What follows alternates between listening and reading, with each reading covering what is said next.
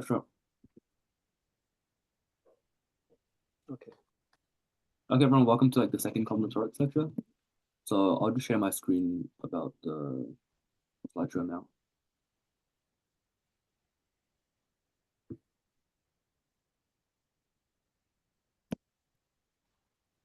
Can you guys all see that? Oh wait, Jerry, can you post the Jamboard link into chat? Okay. The Jamboard link is in chat right now. Yeah, so we'll be using that people Jamboard to see. whenever we're explaining a problem and going with the solution. Okay, cool. So I think we have to go over introductions again. Not sure anyone really cares. Maybe we'll just gloss over this. Here we have Jerry Dye, very handsome man, very fat as well. Wentworth Computer Science College. This is me. Yeah, cool. Okay, so we're going to be going over two main topics today. So first is induction in combinatorics, and the second is Oh, it just means that I'm year 11.5. yeah 11.5. Okay, so Jerry, do you want to explain I mean I feel like most people here probably know what induction is, so just maybe a brief explanation. Okay, you probably got taught this in the algebra lecture, but induction is just when you go from n to n+1, and then you use that to go to infinity. Like the main idea of induction is to have a way of going from one case to a larger case. And then you use that to go get a case that's as large as you want. So for example, in the n and n+1 case, right? You count upwards, like n+1, n+2, and you do this all the way to infinity. And that's how you prove the thing you want to prove. So there's other types of induction as well, but they all use the central idea of using smaller cases to go up to a larger case. So for example, strong induction uses all the cases less than n to go to n+1. So it's similar to normal induction, but there's a few more cases that you can use. Yeah, I'm not sure James is super well. Sure. No, Cauchy induction. Cauchy induction also uses the central idea of going to a larger case. And the way it does this is it goes from 2n to the power 2 to the power of n to 2n to the power of n+1. So the size of the case doubles each time. But then we can't cover all of the cases, right? So what we also have to do is, if we have n, we also have to be able to go down to n-1. So the main idea behind Cauchy induction is that we have a way to make the cases that we want to prove get as large as possible. And then we also have a way of going downwards. So that's how we prove all the cases. Yeah, I feel like Jerry yapped a bit about nothing there. So the important takeaway is that the general premise for induction is you assume that the problem statement is true for some n, and then you show that if it's true for n, then it's also true for n+1. And in this case, if it's true for 1, then you've proven it's true for 2. If it's true for 2, you've proven it's true for 3. If it's true for 3, right, you've proven it's true for 4, and so on. So you've basically proven it for all natural numbers. Yeah, and then you finish your problem if it asks you to prove it for all natural numbers. That's the basic gist of induction. Okay, let's look at some examples now. Yeah, okay. These examples are a little simple, I guess. Yeah, have a go at some of them.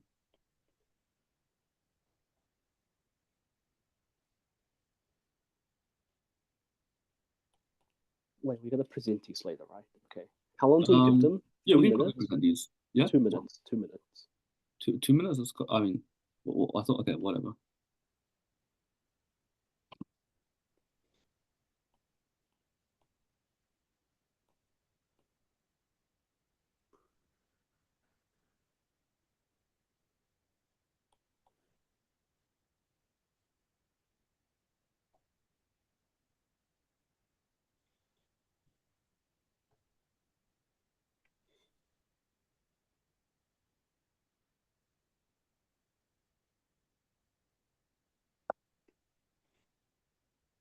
Do we just want to quickly go over the first example first? I mean, there is an example showcasing. I mean, I drew it on the Jamboard already, so if you can switch your screen sharing over to that.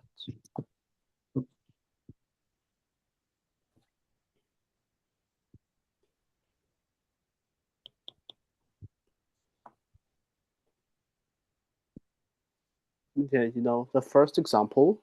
So you start with one square, right? And that takes 4 matchsticks. And you notice that every time you add a new square, one of the sides is already there, right? So for example, for the n equals to 2 case, then this side is already there. So you only need to add these 3 extra sides. And similarly, for the next one, this side is already here. So you only need to add the next 3 sides. So what we see is that every time the number of squares increases by 1, then the number of matchsticks increases by 3. So our base case is when there's only one square, and that would be 4. And our inductive step is when we add the 3 matchsticks, and that would be plus 3.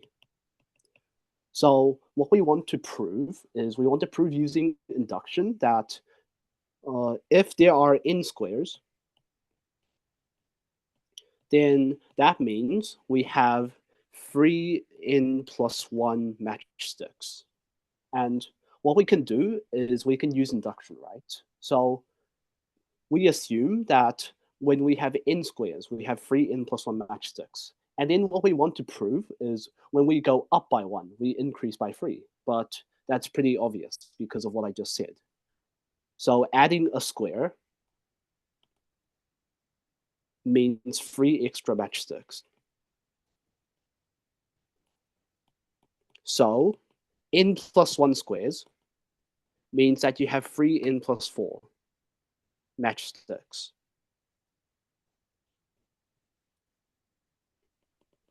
And you'll note that this is equal to 3 multiplied by n plus 1 plus 1, which means we've successfully proven the inductive hypothesis.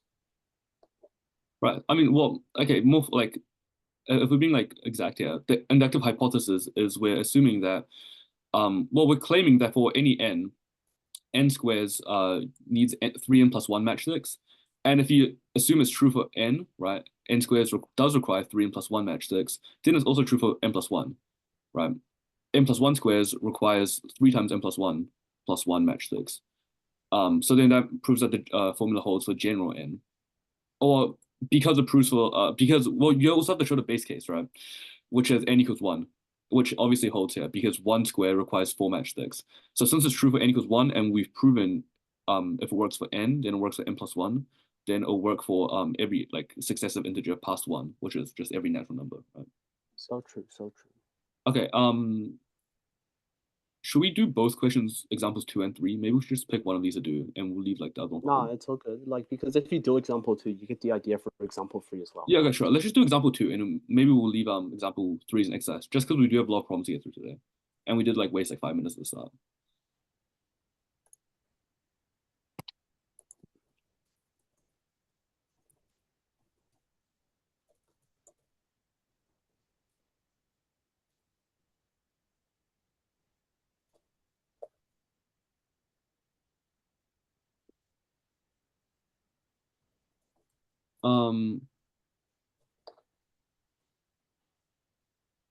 Maybe we should just like quickly go over example 2, just because it is like an example, right?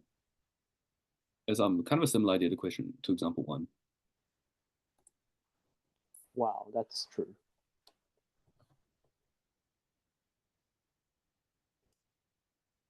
Okay, example 2 is basically the same. So what we want to do is we want to start with 2 squares, since we have 2 n squares in total, right? So if n equals to 1, then there's only going to be 2 squares.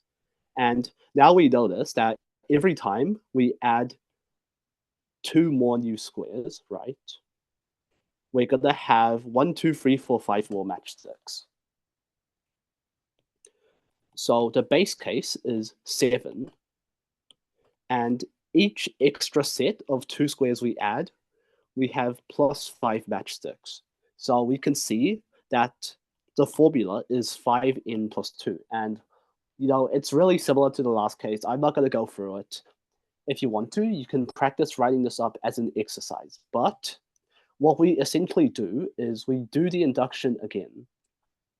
But this time, our hypothesis is that the number of matchsticks is 5n plus 2. And when we do the inductive step, when we add the new two squares, then it's a +5, and then it goes to 5n plus 1 plus 2, which proves our inductive hypothesis. Yeah, so these two examples are kind of like induction to prove like a numerical value. I think our first problem here is like a proof type induction, right? So it's prove something can be done, and try to use induction to show that if you know you can do it for n, you can also do it for n plus one, right? So the question is, maybe it's like not super easy to understand. I think I'll draw an example on the Jamboard. So you basically like draw like n lines, right? A bunch of lines on the plane, which like divides the plane into certain regions. So for example, I'll draw on slide 3 here, right? Like maybe you have three like some lines going like this. Then it's basically saying, can you color these regions in two colors, so black and white, such that two regions which like border each other, which by an edge, not a corner, have opposite colors.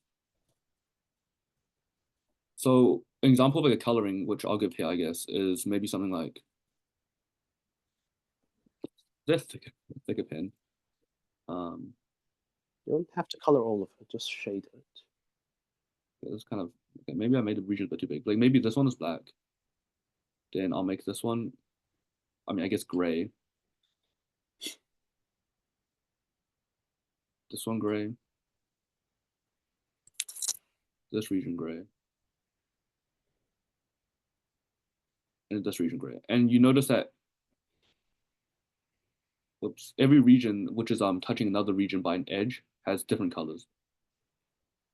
So the question is asking to show that's possible for any number of lines in the plane.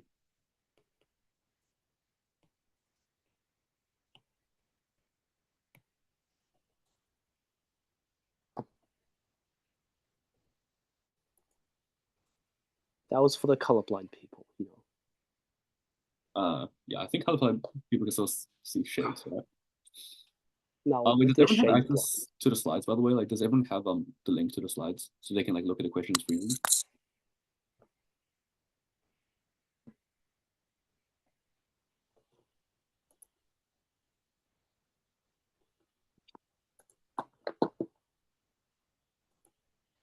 I mean, there's only 5 people. They probably have access, right? If you don't have access, just say it anytime.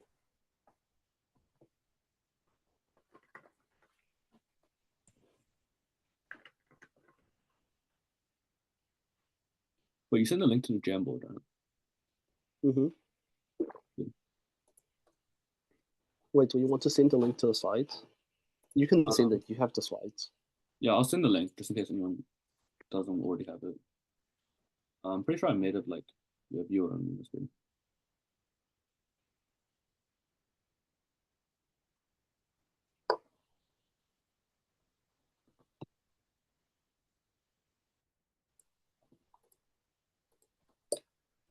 Okay, so does anyone like have any ideas on how you might approach this problem?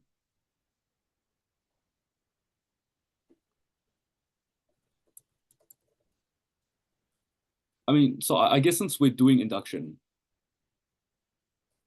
natural step might be like, okay, so we know it's true for n lines, right? In this specific case, which I've colored, n equals 4.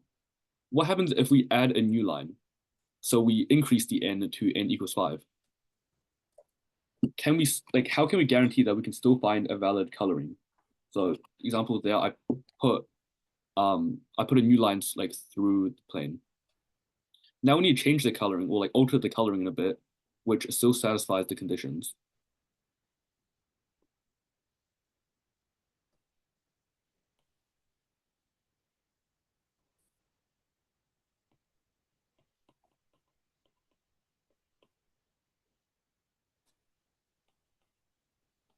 Yep, the main problem here is we can look at which borders aren't satisfied, right? So for example, I'll highlight them in red. This one isn't satisfied because they're both black now. This one isn't satisfied because they're both white now. This one isn't satisfied because they're both black now. And we can continue this. Yeah, in fact, the only So borders which aren't satisfied is the ones that run along the line we've just created, right? everything that is not on Facts, this line facts. has That's so already true. satisfied because it was satisfied by our definition, right? Because we colored the n equals 4 case accordingly, according to the conditions. If it doesn't touch this n equals 5 line or this fifth line, then it must still satisfy the coloring condition. Yeah, so essentially the last case is the n case, and when we add an extra line, it goes to the n plus 1 case. So we can use some of the properties of the n case to aid us in improving the n plus 1 case.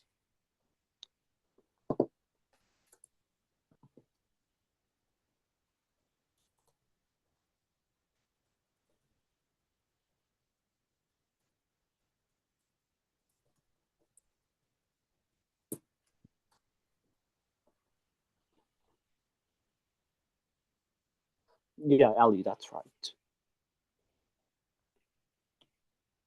Yo, Yeah, Chris, you want to present the solution now? yeah. So what happened? So what we want to do is we want to fix these issues that are happening at this border, right? These like colors being the same while keeping the rest of the coloring like the rest of the borders on like both sides fine as well. So I mean I guess really the only thing we can do to fix these borders or these colors at this red border is just by swapping the colors, right? I mean there's two blacks here, so we need one to be black and one to be white. But if we make notice if we make this sorry, if we make this region white, right, get rid of this, black coloring, then we have a new problem with this border here, right, which I'll color in red now. So, I mean, I guess this kind of leads to the solution, which is literally just flipping or inverting all of the colors on one side. And this is good because, well, first of all, because the colors on the bottom side, right, this like bottom side, satisfied the conditions of like opposite parity, then once you invert all the colors, it's still going to satisfy the same property, right? Because before, where black touched a white region, now a white region will touch a black region. So that's still fine. On the other hand, if you invert all the colors, then notice that all the bordering regions at this red section are going to be fixed now because before when it was black on black, now it will be black on white after you invert everything. Um, so okay, I don't know how to probably show this, right? Because it's a bit hard. You can destroy that. It's fine. This is why you should have used letters True. So if we invert all the for the colors, we colorblind just people. turn all the black ones into white ones and all the white regions into black regions. Um,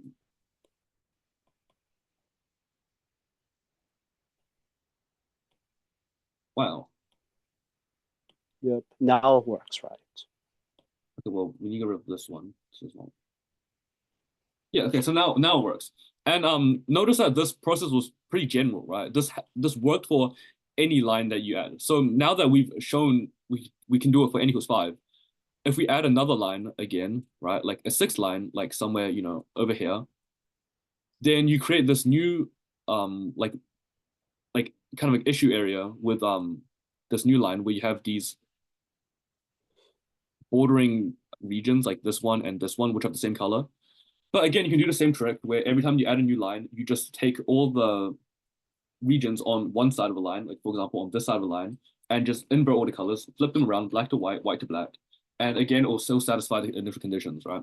So whenever you can satisfy the conditions for n lines, you can add an n plus one line, flip all the colors, and still satisfy the conditions for n plus one.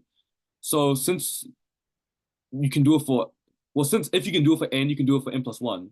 That means that if you can do it for n equals one, so the base case, then you can do it for like any number of lines. And it's pretty easy to check. You can do it for the base case because I mean, if you just have one line, you just color the left side black, the white side right. Wait, what? The right side white, and then you're done, right? So cool. That was I think that's a good example of how you can use induction to do You're very proofs, right? clean. Cool. Okay, let's move to problem two now.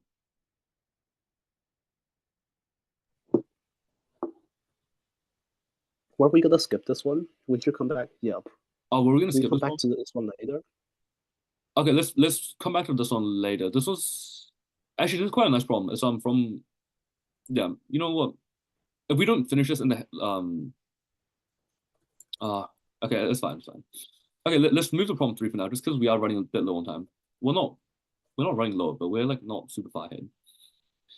So this one is an example of strong induction, I think, right? So I'll talk a bit about strong induction because I'm not sure Jay explained it like super well. Sorry, Jay. But No. okay, so normal induction is when you prove a result. Well, you assume a result is true for a certain n, and then you prove that if it's true for n, it's also true for n plus one. So strong induction is when you assume a result is true for all natural numbers from one to n, for example, right? And then you use the fact that it's true for all natural numbers from 1 to n to prove it's true for n plus 1. So in normal induction, you only need the fact that it's true for n to prove it's true for n plus 1. But for strong induction, maybe you need to use the fact that it's true for n equals 2, n equals 5, n equals 10, n equals 11, n equals like 16 to prove it's true for n equals 21 or something. It just you have like a larger pool of results to draw on, right? Instead of just knowing it's true for you know n when you're trying to prove it's true for n plus 1, you know it's true for all integers up to n, or up to n including n, right? So maybe like try use that kind of tactic to like show this one is to we can do this problem. Okay, I think well, okay, I'll draw up an example of like a polygon that's been divided into triangles.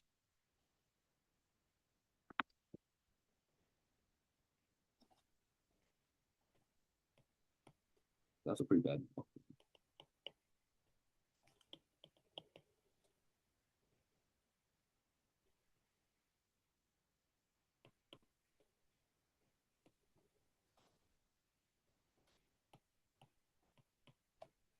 Okay. Yeah, so this is an example of like a triangulation of a polygon. In this case, it's an octagon. And we want to color the vertices in three colors. Let's say, blue, green, and red, such that any triangle has different colors. Okay. Um, wait. Okay, I think this works, right?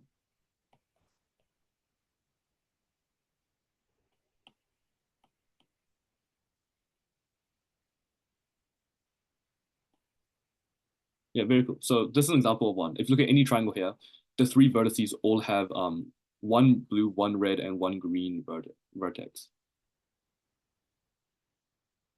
Okay, so the question is show that you can do this for any triangulation of any polygon.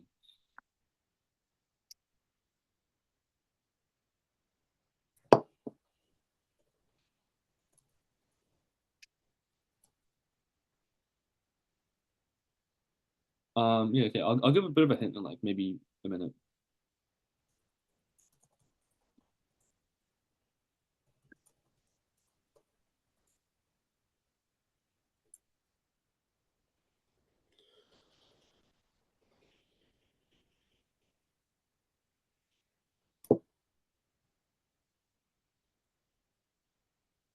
I mean, you already gave a hint, right? You were talking about strong induction, so probably think about how you could use that.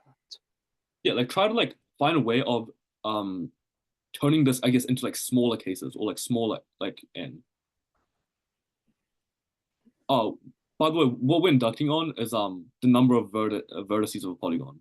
So that's like the general idea. We're trying to show that if it's true for like you know for every polygon up to an n-gon, then it's true for an n plus one gon. So maybe you've proven it for a triangle, quadrilateral, pentagon, hexagon, and now you're trying to prove it for a heptagon as well.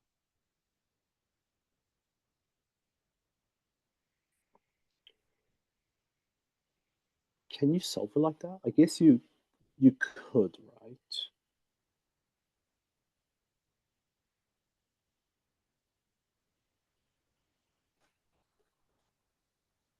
Yeah, I think you could solve it by using that fact, but I'm not sure if proving that that's true is much easier than doing the induction. But that So definitely works, yeah. Check the meeting chat. Ali said something. I You know, he asked, um does it use the fact? Yeah, yeah.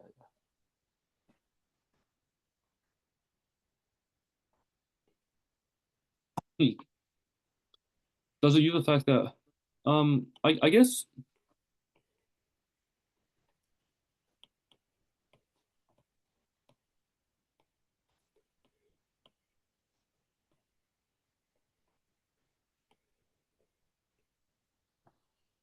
It doesn't use it, but you could probably prove like that, right?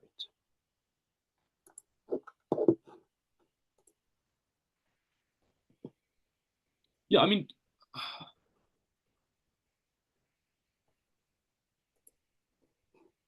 yeah, I guess I'll mention one approach. I mean, this one isn't using strong induction, but it's if you look at like a triangle like this, right? Like if you call this like an edge triangle, it's like a triangle that's like kind of sitting by itself on the edge of the polygon. If you remove this vertex, then this just becomes a heptagon, right? A seven-sided polygon, which we can cover by which we can color correctly by induction. And once we add in this vertex to make it an octagon, you can just color it the color that these two vertices aren't, right?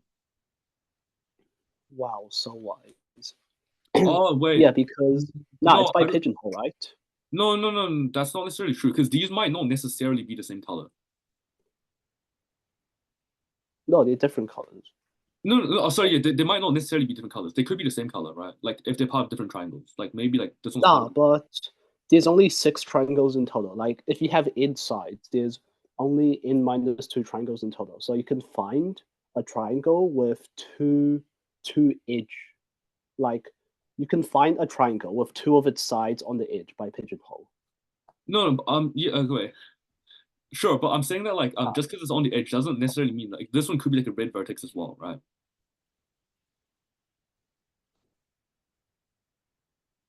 wouldn't that mean it doesn't work for this triangle though? Oh, and never mind. Okay, I'm lying. I'm lying. That's because Oh, true. Any two sides must have like any two vertex connected by an edge must have different colors because they're part of some triangle. Yeah, okay, that's true. Yeah, Yeah. you could do it in that way, I guess, right? Like removing like a small triangle off the side. I guess that's not like the solution I had intended, but yeah, okay. It's a Maybe we'll pretty cool solution, yeah, Good maybe job, we'll good present job. the strong induction solution, right? I guess that one doesn't require pigeonhole, which we technically haven't learned yet, right? That'll be covered later. Okay, so okay, let me redraw like you know my octagon here.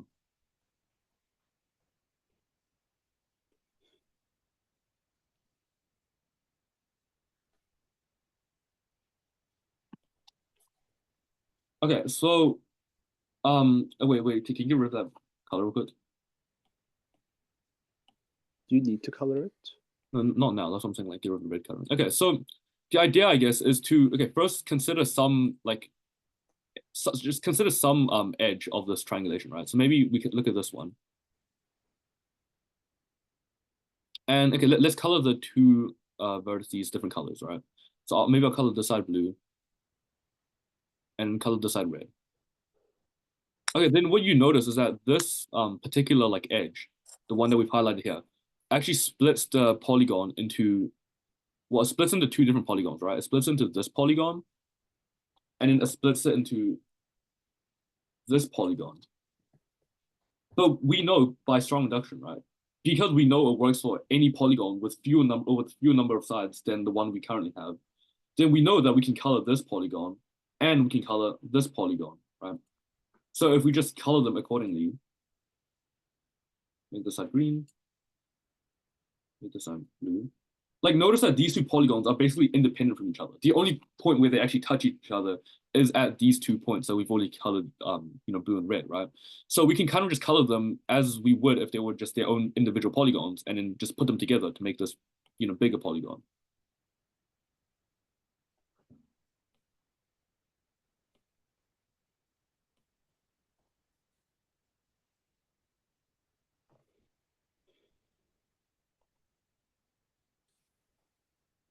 Right, something like that, right?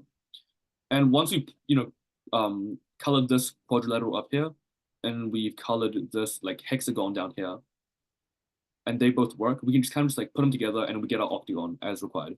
So this works for like any n-gon, right? You just take some line and split it into two smaller polygons, which you know you can color, and then just put the two small polygons, like glue them back together along the edge, and then you have your bigger polygon, and it's colored correctly. Okay. Actually, I think we have time. Do we have time to go back to problem 2, you think? Let's go back to it in the end. All right, sure. Okay, let's move on now to our second topic. So it's recursion. Jerry, you want to explain? Or like, Okay, I got you. So, okay, recursion is kind of similar to induction, right? Because they're both about building up with smaller cases, but recursion, sometimes it doesn't go from n to n plus 1. It might use multiple smaller cases. Like, for example, the Fibonacci sequence uses n minus 1 and n minus 2 to go to n, right? So the main thing to take away here is that the idea behind induction and recursion is similar, but the structure of recursion is a bit looser than the structure of induction. yeah, so if we look at an example of like the Fibonacci numbers, right? It starts off with like 0. Well, okay, like I mean, I think that's normally like what define f0 equals 0, where fn represents like the nth Fibonacci number, right? Well,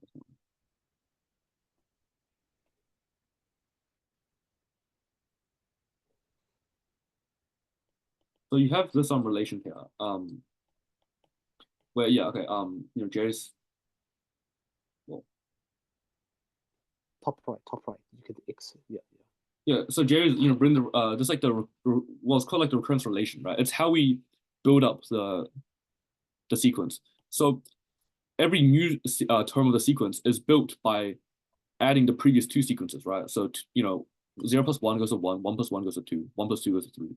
Then the next one will be 2 plus 3 equals 5, and the next one will be 3 plus 5 equals 8, right? So it's probably the most famous recursive sequence, and it's kind of like the basic premise of how recursion works, right? You get your new next term by some operation done on some previous terms.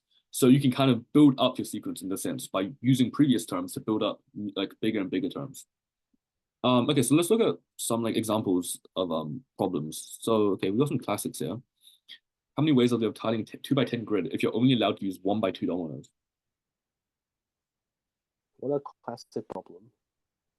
Yeah, well, I'll drop the grid here, I guess. Yeah, back in my day, they used to teach this as well. Such an ancient problem. Okay, I did not make this grid long enough. Just add dot, dot, dot. Right? No, don't dot, dot, dot. There's only 2 more to add. Oh, wait, we're doing the specific case. Okay. Yeah, it's 2 by 10. And okay, so a tiling of dominoes is literally just like, I mean, it's just like you'd expect, right? You put dominoes in the grid such that they cover the entire grid completely and don't overlap.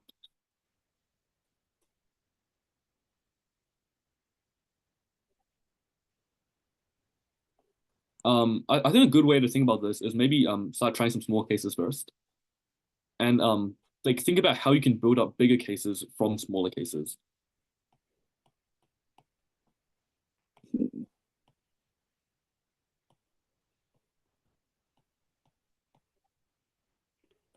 What are you drawing here? It's not. No, that's examples of some smaller cases. Oh, okay, sure. I mean, I feel like 2 by 6 already is a bit too big to like bash.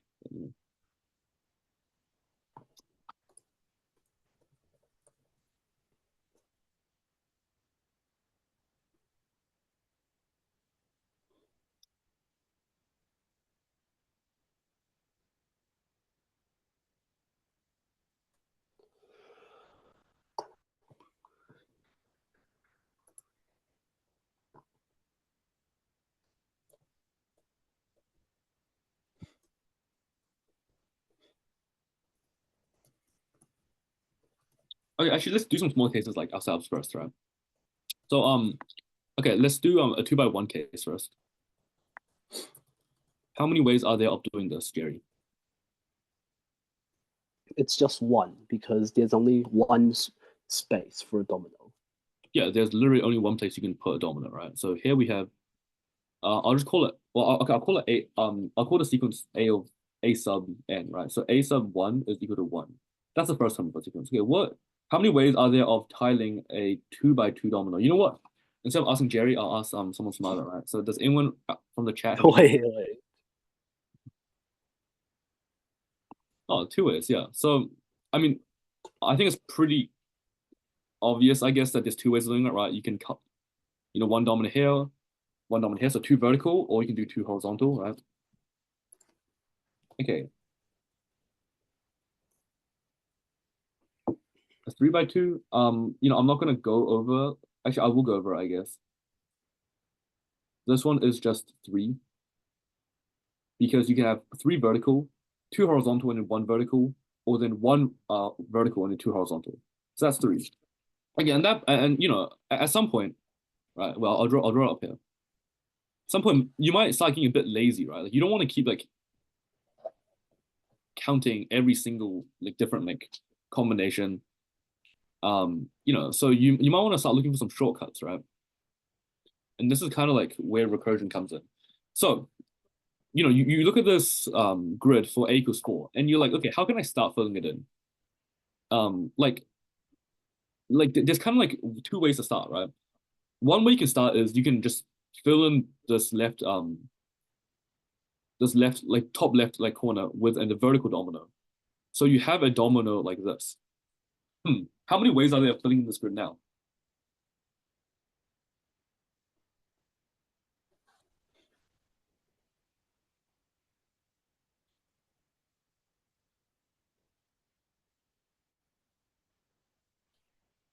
Yeah. So Okay. true, Ali. So true. Yeah. Eli or Ellie, I guess. I don't know. Eli. Got it correct, right? So if you look at this, you realize you've blocked off the left column, and you're just left with the 2 by 3 case now, right? Which you've just bashed. You've just like checked all the cases for. So you don't need to check this again, right? So this is just the A3 case. What other ways are there of like filling in the top left corner? I mean, in the first case, we've filled it out with a vertical domino. I mean, the only other thing we can do is fill it out with a horizontal domino. But then, we clearly have to put another horizontal domino here, right? To like complete the tiling. Okay, so what now, right? How many cases or how many ways are there tiling the remaining board?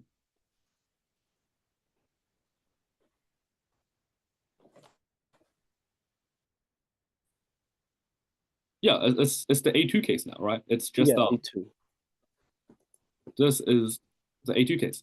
But this covers every possible like way of tiling for the 2 by 4 grid, right? You can either begin by putting a vertical domino, which gives you, the A3 case, or you can begin by putting 2 horizontal dominoes, which gives you the A2 case. So actually, the number of No, ways of wait. tiling a 2 by 4 is the same as the number of ways of tiling a 2 by 3 plus the number of ways of tiling, right? And that's just equal to 5. I think in general, right? I mean, I notice if you try to do it for the A5 case now, you're like, okay, well, I can do the same thing, right? I can put a vertical domino, which gives me the A4 case, or I can put 2 horizontal dominoes, which gives me the A3 case. So, A5 is equal to A4 plus A3. I think maybe you guys can see where this is going, right? In general, the formula would be AN equals AN minus 1 plus AN minus 2, where this is the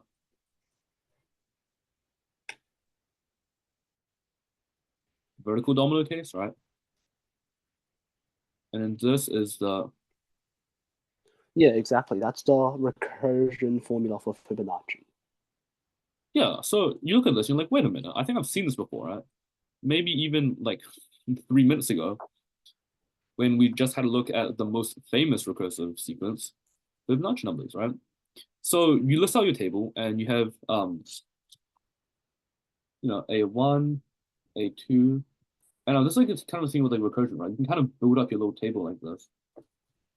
A5. So we're trying to find A10, right? A6. But once you know this, once you know this, what's called like this kind of like recursive formula, it's kind of easy to just, work out what the next term is, right? So A1, that one is just gonna be one. We worked out A1 was one, and we worked out A2 was two by hand. But now that we've got the first two, these are kind of like our seeds. We can, grow the rest of our tree, right? Build the rest of our sequence using these two seeds. So 1 + 2 is 3, 2 + 3 is 5, 5 + 3 is 8, 8 + 5 is 13, 13 + 8 is, 21, 34, 55. And finally, you know, we have our answer A10, which is the number of ways of tiling a 2 by 10 grid with dominoes. It's 34 plus 55, which is, wow, 89. Very cool. So that's an example of using a recursive like formula. We're using recursion to like calculate something which would be very hard to calculate by just casework and brute force. Right? I mean, you can do it with casework. You can do it with like a choose function, right? That's another way you can do it, right? I think we learned that like binomial coefficients, right? Like 10 choose 3 or whatever, which we did learn last lesson, and it is a valid way of doing it, right?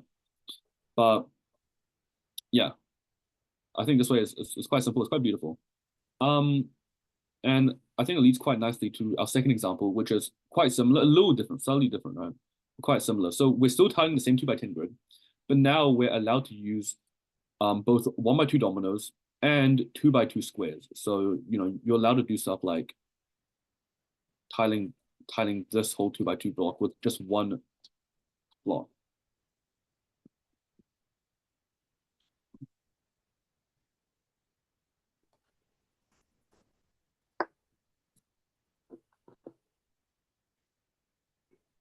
So yeah, I might be good to work on it, right? Sorry, what? Give them 2 minutes to work on it. Yeah. I said it's good to maybe try the same small cases and see if you can figure out like what the relation is between each new term and successive. Well, it's not successive, sorry, previous terms. Yep, so true.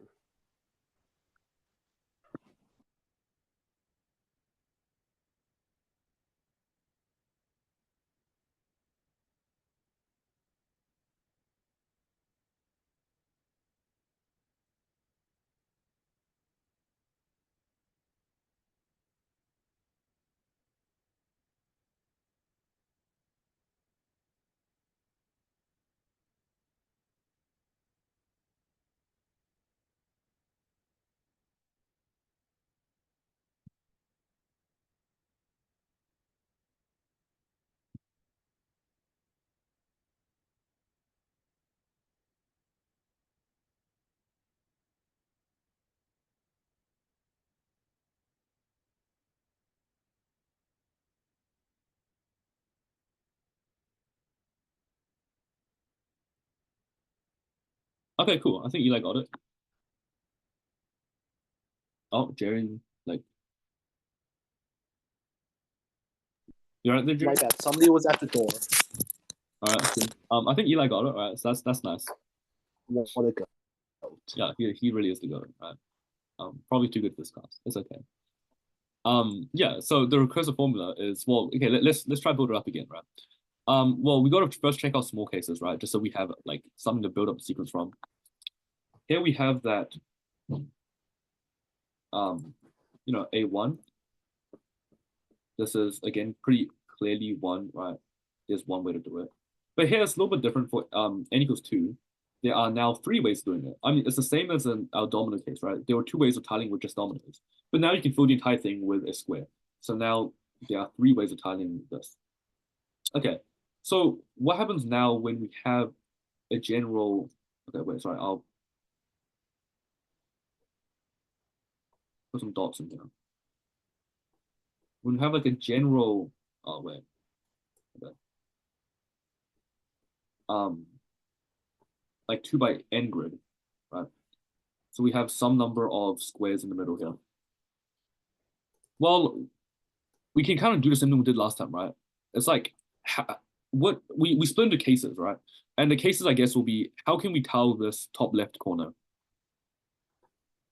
So one way we can do it is we can just do the same thing where we put a domino on the left side, right? And this gives you the, uh, you know, sorry, okay, I'll call the sequence B sub n just to make it a bit just to make it a bit different from the first sequence, right? So this sequence is B sub n. This is the number of ways of tiling a 2x(n) grid with dominoes and 2x2 squares. So we have case one is if we use a, a 1x2 vertical domino hugging the left wall. Well, this clearly just gives us a 2x(n minus 1) grid, which has, B sub n minus 1 ways of tiling it. Okay, what is our second case? I mean, our second case is, what if instead of it being vertical, we have horizontal domino? If we have a horizontal domino like this, we clearly must have another horizontal domino like here, this, right? In this case, in our second case, we are left with a 2x(n minus 2) grid. So there are B sub n minus 2 ways of tiling this one in case two. And now that we've introduced a new type of tile, a 2x2 square, we have a third way of, tiling this top left or covering this top left corner. And it is just using, the straight up 2x2 grid or the 2x2 square to block out this 2x2 grid. And in this case, we're also left with the same thing as in case two, right? We're left with a 2x(n minus 2) grid, which we know has, which is really defined to have B sub n minus 2 ways of tiling it. So these are the three cases. These cover all the possibilities of how we can kind of like cover the left side. So if we combine this, we get that the number of ways of tiling a 2x(n) thing is, well, in one case you have B sub n minus 1 ways, and if you combine the other two, you get 2 times B sub n minus 2. So this is our recursive formula, which Eli already found, right? He said in chat. And I guess, well, let me rub out some of, well, okay, you can just kind of use this now, right? Since we know B1 and B2, that means we can use this formula to find B3, right? And use that to find B4 and B5. And we're trying to find B10. So, I mean, do I have to go through the calculations? Okay, Eli said he thinks it's 597. Does anyone want to double check that? You can probably use a calculator for this, right? I mean, I'm sure it doesn't really matter. As long as you know how to add, I think it'll be fine, right? Just saving a bit of time with the calculator.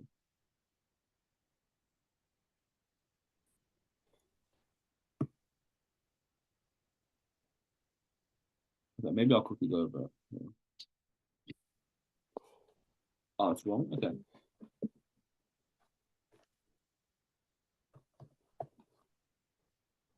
But B3 is equal to 2 times the previous, 2 times B1 plus B2 is 5.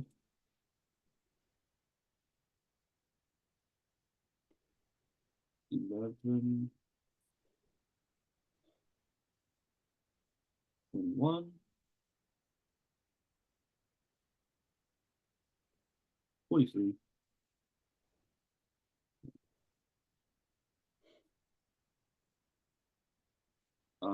Someone like tell me if I made a mistake. Yeah.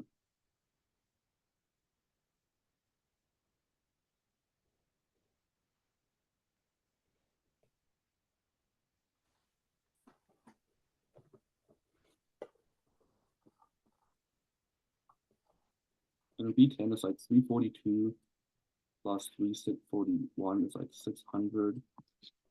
Like 342 plus 683. Yeah, cool. So okay, yeah, me and Eli got the same answer.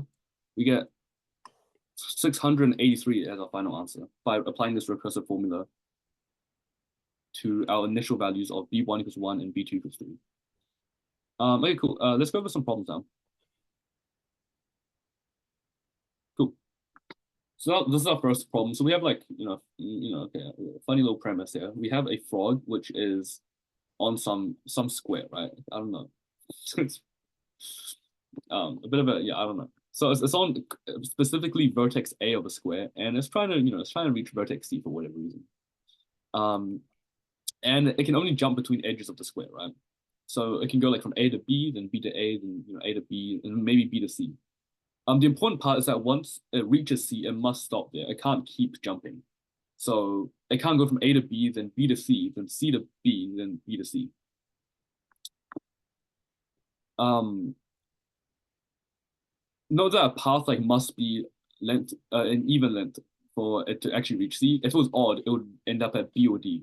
So we're only going to consider paths of length even integers, where the length of a path is like the number of times the frog jumps, basically. So for example, a path of length 6 is go from A to B, B back to A back to B back to A, then A to D, then D to C, right? So the question is, in general, how many paths of length 2n exist? Yeah, it can double back, right? So it's not like if it can't double back, then it can only go A, B, C, right? Which would be a bit boring. It can only get A, B, C or A, D, C, which would be, it'll be very boring, right? So we're allowing it to go back as many times as one, like A to B to A to D to A to B to A to D to A. It's not infinity. No, it's not infinity because given like a fixed integer n, a path of length 2n can well the frog can't store forever, right? I can't go like A to B to A to B to A to B to A to B because the path is like the length is fixed, right? So for example, for a path of length 4, there's 4 different paths, right? It could go, A to B, sorry, it could go A to B to A to B to C, or it could go A to B to A to D to C, right? Or it could go like the mirror two ways, which is A to D to A to D to C, or A to D to A to B to C. So those are the 4 paths for of length 4. The reason I can't go for like infinity is because um it must end a path must end at C, I guess. And like if it's only of length 4, then there's only finitely many combinations that like the frog can take, right?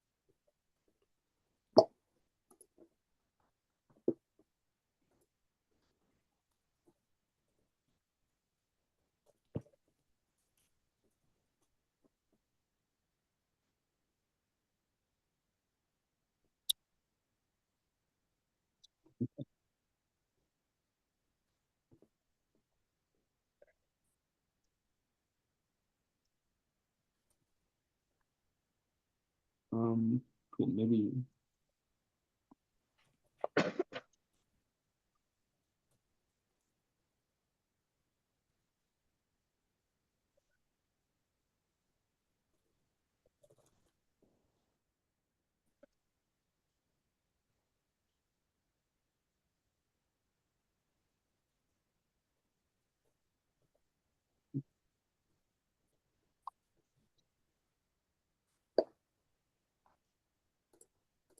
Okay, I'll present a solution for this one. Oh, sorry. By the way, the length of the path is the number of jumps. So A to B is like one jump, right? It's not the number of like letters in the path. So it's the number of arrows. For example, in this path, A to B to A to B to A to D to C.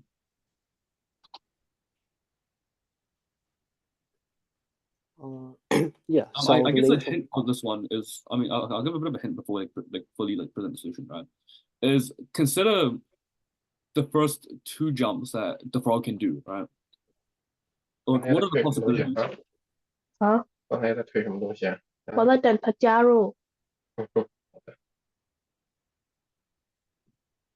Yo, Proctor, can you mute this guy? Thank you.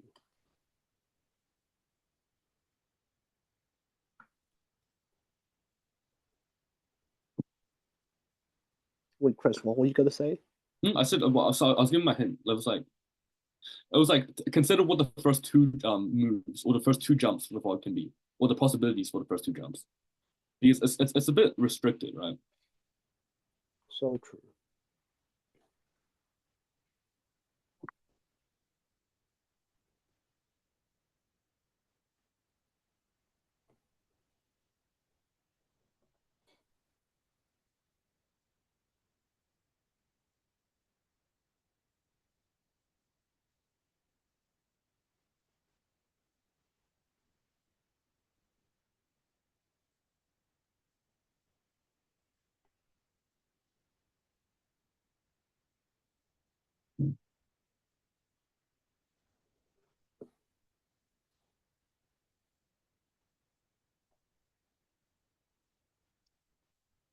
Okay.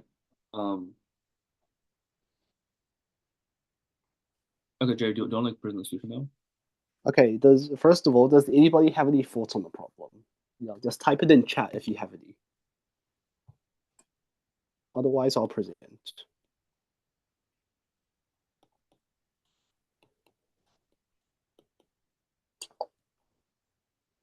Okay, cool. So nobody's thought of anything over the last few minutes. Anyways.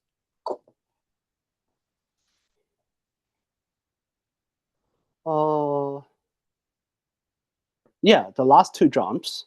Okay, so firstly, what we can do is we can simplify the problem a bit with parity, right? So let's say that each jump takes 1 second. So at time t equals to 0, we must be on vertex A. And then after 1 second, after the frog has made one jump, we must be on vertex B or vertex D. So let's say that vertex, this is just a quick parity argument. Let's just say vertex A is white and vertex C is white as well. And vertex B and D are both black. So note that on every jump, if we're on a white vertex, we have to go to a black vertex. And similarly, if we're on a black vertex, we have to go to a white vertex. So at time t equals to 0, we're on a white vertex, right? So at time t equals to 1, after one jump, we have to be at a black vertex. And what we can do is note that at t equals to 0, the vertex color is white. And at t equals to 1, the vertex color is black. No, but after one jump, yeah, how's any of this you relevant? have to be. Okay, sorry, keep going. No, it's relevant because we're showing them like what you might do, right? You don't need this to solve the problem, but it's good to get the intuition behind the solution. Okay. Because that's how you narrow down the last two moves, technically. Okay. No, it's not yapping. It's fine. So what we see is that when the time is even, we have to be on the white squares. And that kind of makes sense, right? Because after two in jumps, we should be at C. And that means our time is even. And C is white. So when the time is even, we're either on A or C. So if we're still jumping, then we have to be at A, because once we're at C, the path ends. Yeah, so anyways, let's remove the colors for now. And now what we note is that let's try and convert a path of length 2n to a path of length 2n plus 2, okay? So let's say we have a path of length 2n. Maybe it goes from A to B, and then B back to A, and then A to D, and then it kind of flip-flops between these two vertices for a while, and eventually it goes to C. Yeah, so to convert this to a path of length 2n plus 2, obviously our last move can't be B to C, right? Or D to C. So we reverse this move. And now we have 3 moves to work with, because now the path has length 2n minus 1. Okay, so now we're at vertex B. We have 3 extra moves. And after those 3 extra moves, we have to be at C. So for our first move, we can either go to A or C, right? But obviously we have to go to A, otherwise the path is going to end. So after we go to A, we have 2 more moves to work with. And what we can do is we can either go to C through D, A to D, D to C, that's 2 moves, right? Or we can go to C through B, like A to B, and then B back to C. So what we have is that for every path of length 2n, there's going to be 2 paths of length 2n plus 2. So the answer and the base case is if there's 2 moves, if there's 2 jumps in the path, then you either go from A to D to C or you go from A to B to C. So if n equals to 1, the answer is 2. And if n equals to 2, the answer is 2 times 2, which is 2 times the solution for n equals to 1. And we can induct on this if we have to. It's a pretty simple induction, I think. And after we finish the induction, we get that the answer is n is 2 to the power of n.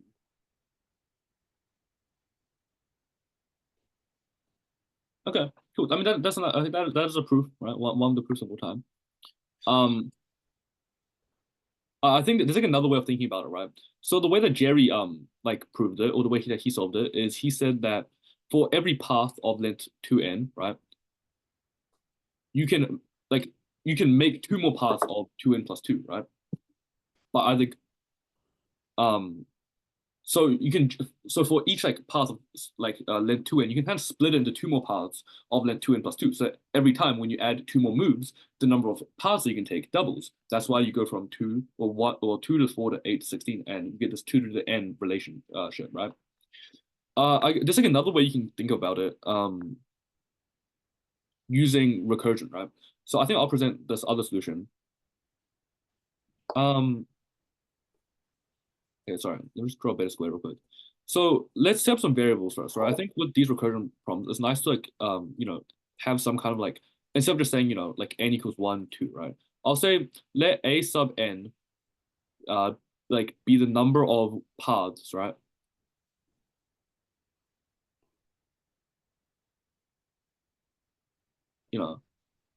Of length 2n. So using this notation, we have that it's pretty easy to check that, a sub 1, right?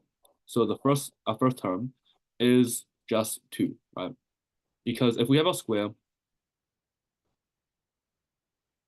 with our vertices or vertices A, wait, how did he do it? He did A, B up there, right? A, B, C, D. Then if we have 2 moves and we need to get from A to C, I mean, I think it's pretty obvious there's only 2 ways we can go, right? We can go this way, or we can go this way. So A sub 1 is just equal to 2.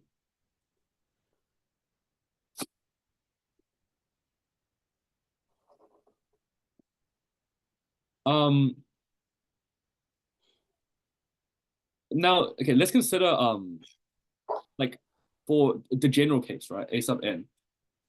Consider we're gonna kind of do the same thing that I did for the tiling question with the dominoes, right? We're gonna consider like our starting moves. So how can we start this problem? I mean, let's say we're at A and our n is larger than 1, so we can't immediately go from A to B to C, right? Then how can we start? I mean, obviously first we must go to either B or D, right?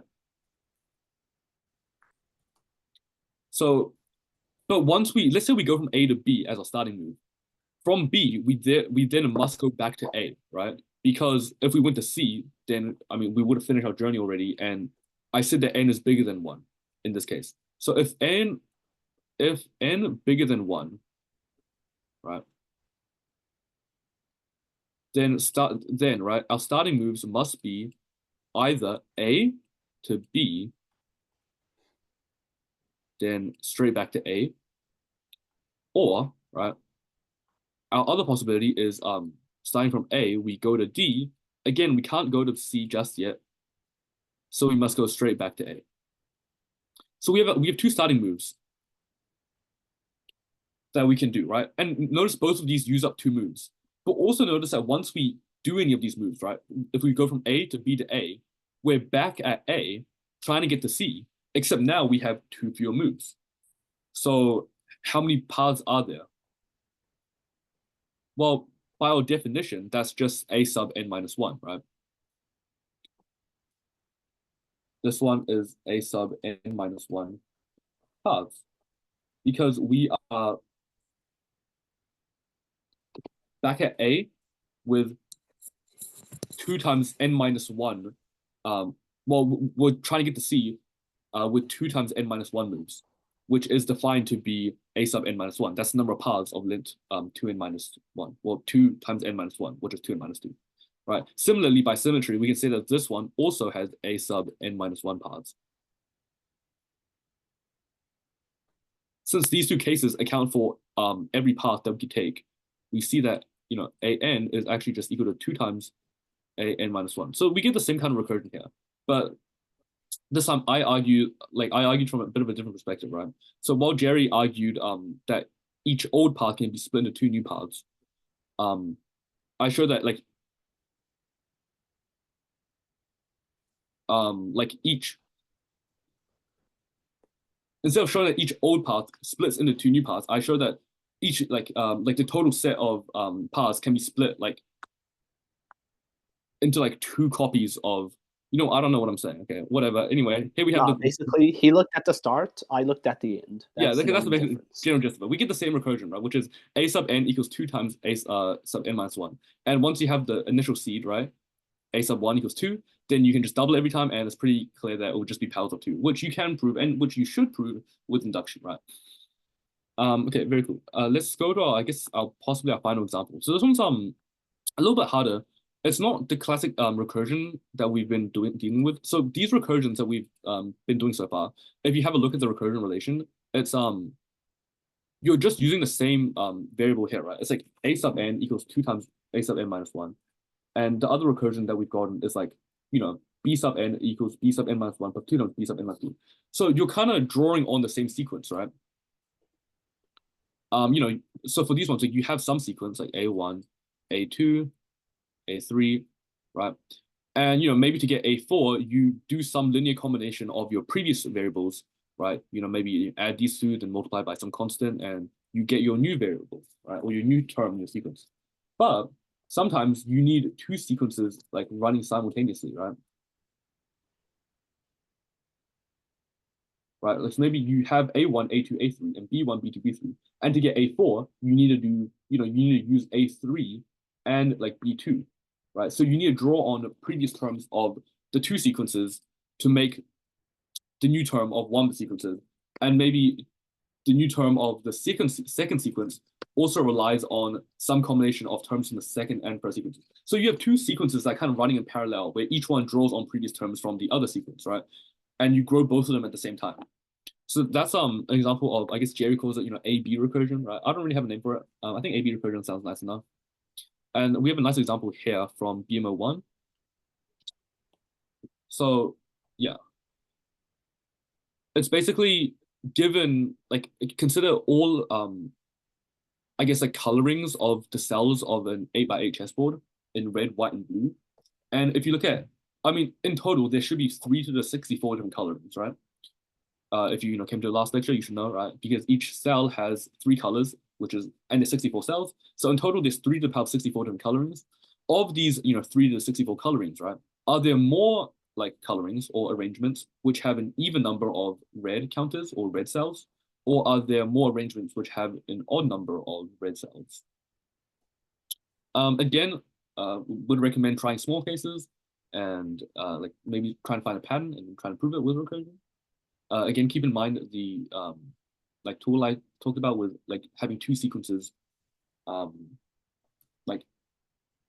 occurring in harmony, simultaneously, where each one helps the other one grow.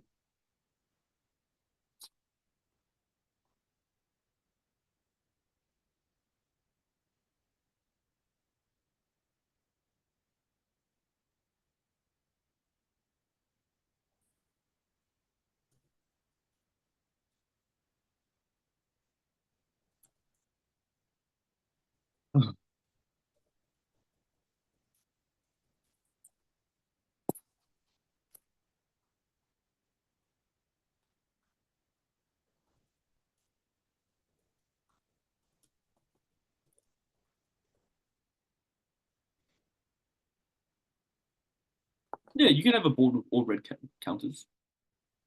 Yeah.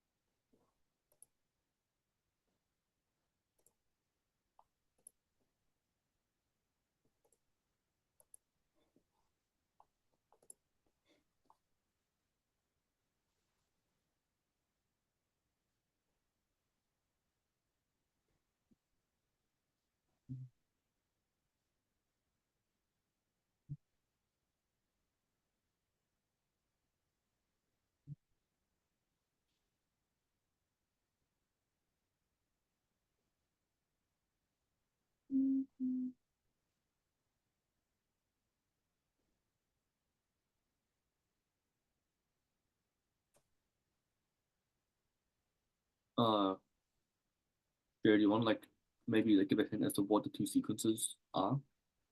Okay, like I think this problem splits really naturally into two different sequences because it Oh, literally sorry. gives you. But before Jared says that, can I just mention that it doesn't actually matter that this thing is a chessboard. Like you could just imagine it as a 1 by 64 like grid of like just like a long string of counters. The actual like fact that it's like an 8 by 8 square is not really relevant to the question at all. Because you're only counting. The orientation doesn't matter at all. Yeah. Okay. Cool. Anyway, you know. So I think this problem splits really naturally into two different sequences because in the answer to the problem, it literally tells you that you're going to want to compare the sequences where there's an even number of red counters and the sequences where there's an odd number of red counters. So look at the small cases. Think about how you can count that. Think about how you can count the number of sequences with an even number of red counters and the number of sequences with an odd number of red counters. And then after that, what you can do is you can add one counter and see how that affects both of the two sequences.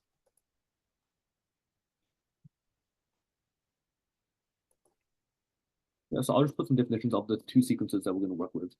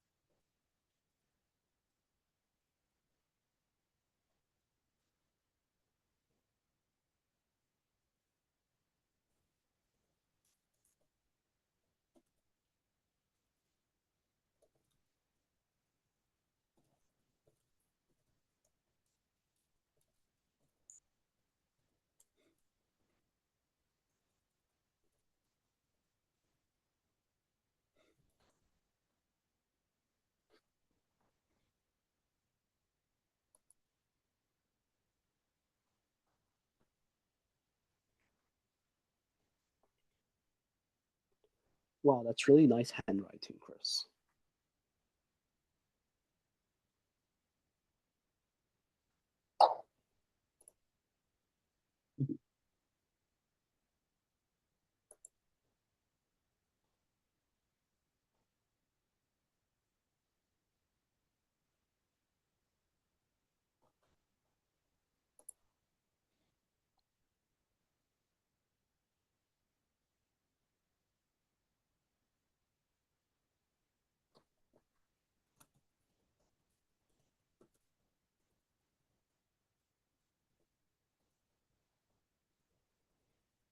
Okay, so maybe you can calculate like some small like values of these two sequences, right? Like E sub one, E sub two, O sub one, O sub two, and so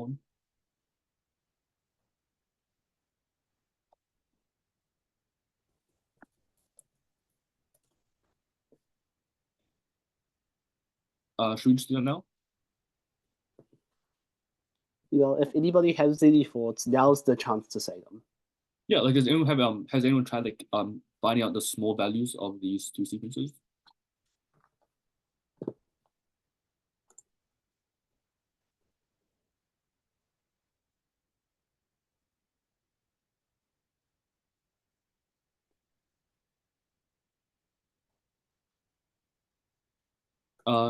Yeah, that's right.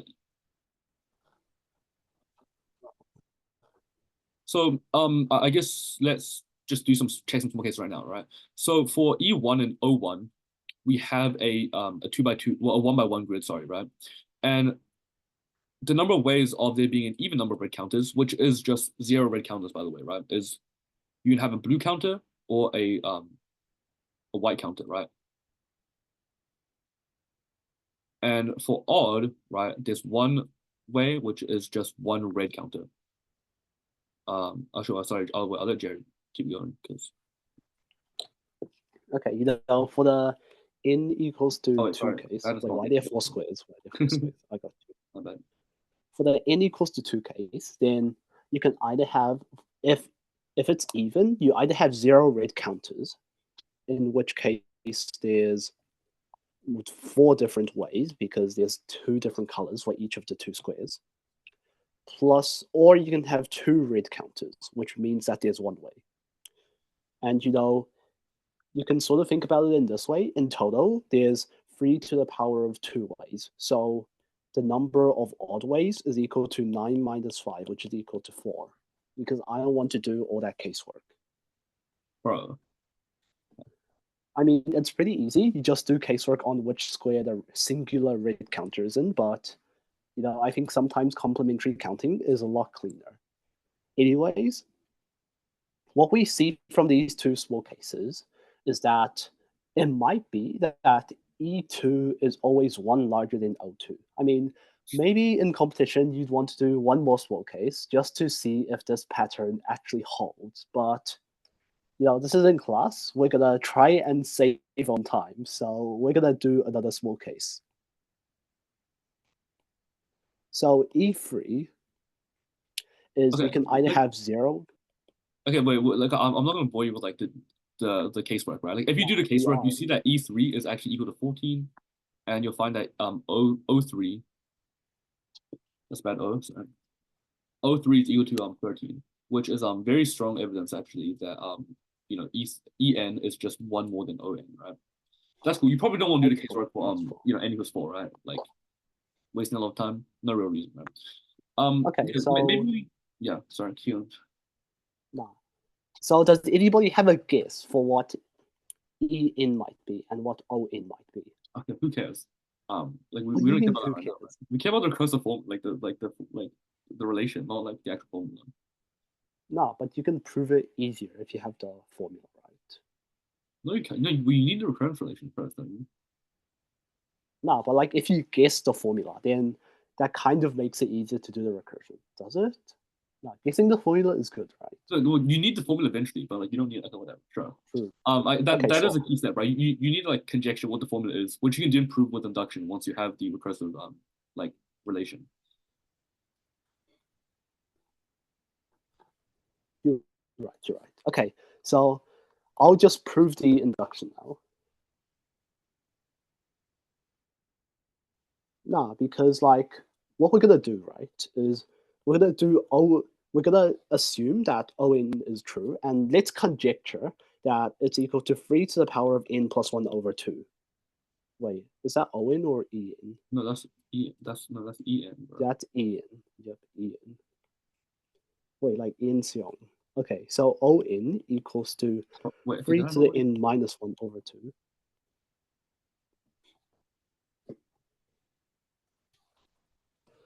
And let's think about how we can go from En to En plus 1.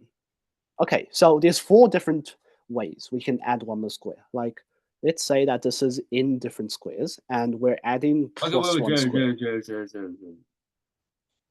I think Eli's a bit confused. Okay, so no, okay. When we have this conjecture, right? I mean, what this is we just try to fuse more cases and we notice some patterns, right? So the pattern is that it looks like E3 and En and On are sort of close, right? Whereby what I mean by sort of close is they differ by 1. So we know that En plus On equals 3 to the n, right?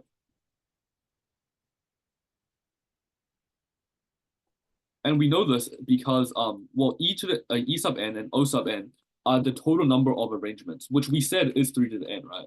By just just counting, right? But we're conjecturing that e to the n is one more.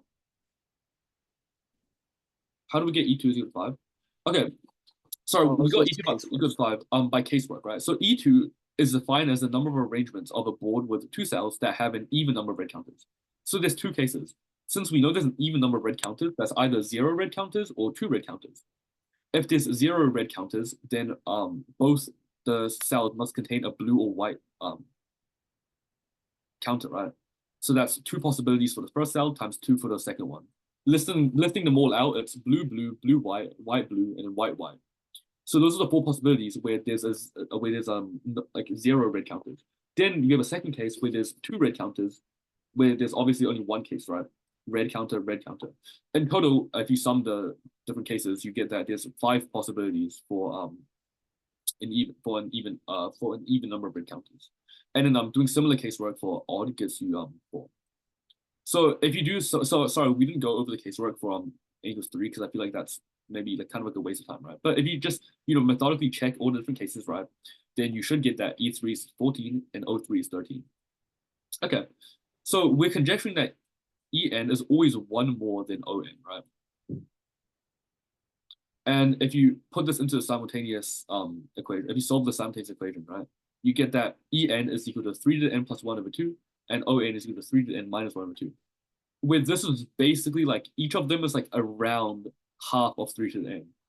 But e to the n is just like a tiny bit larger than right?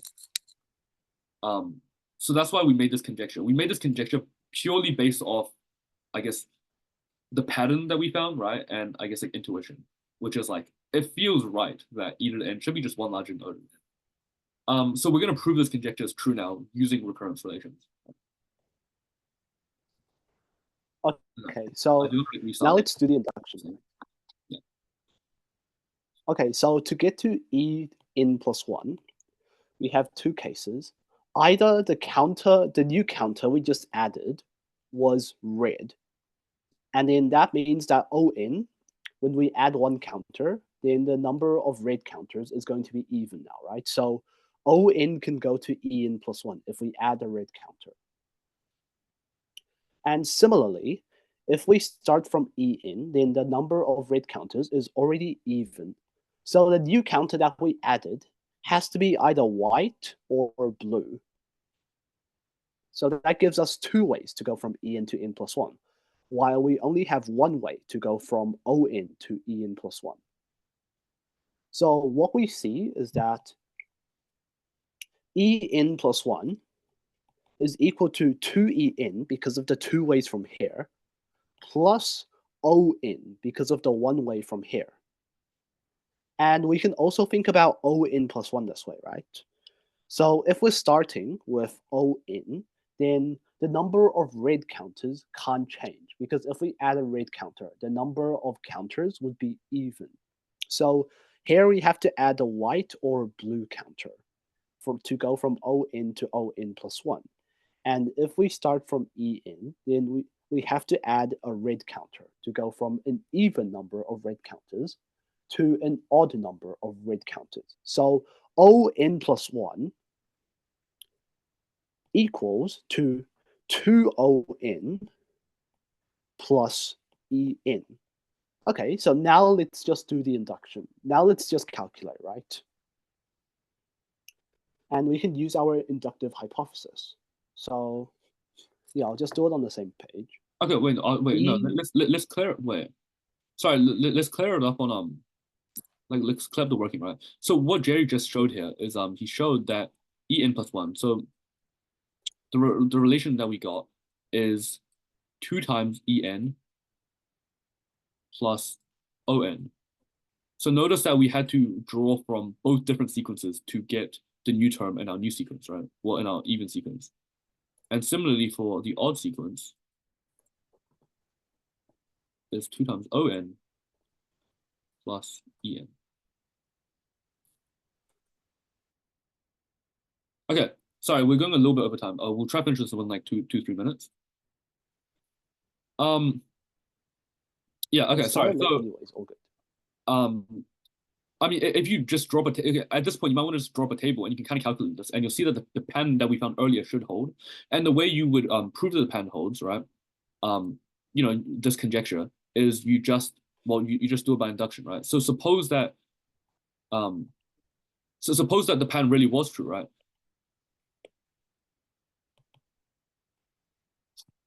Okay, we'll have Jerry speedily writing it up here so we can wrap this up.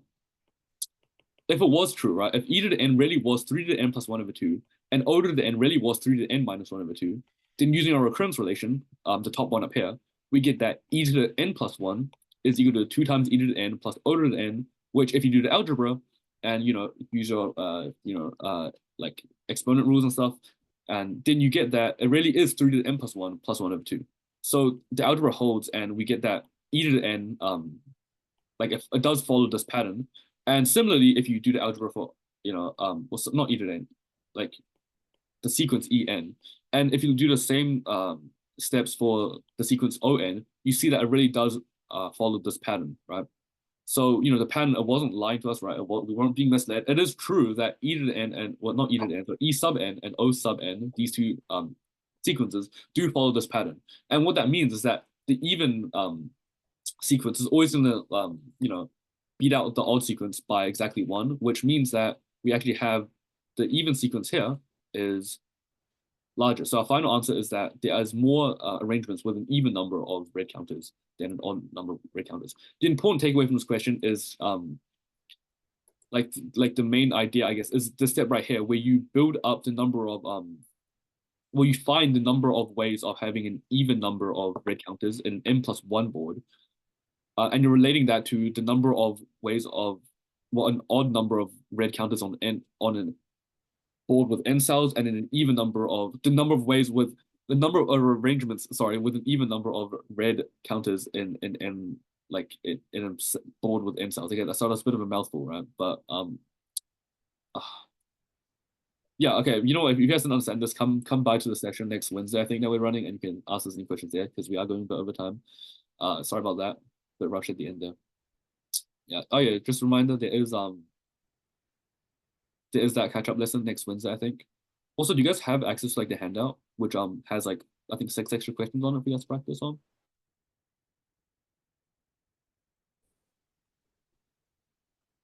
No, because they forgot to send the reminder. Oh, okay, it's on the website. Yeah, so on the website there So should they be probably slides didn't and email the a handout handout. to them. The handout has some extra questions on it, and also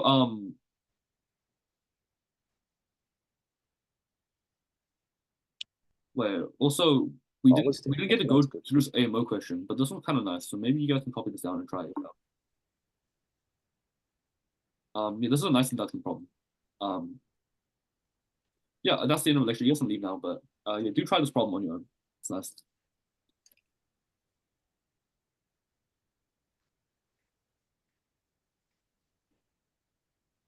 Yep. See you guys.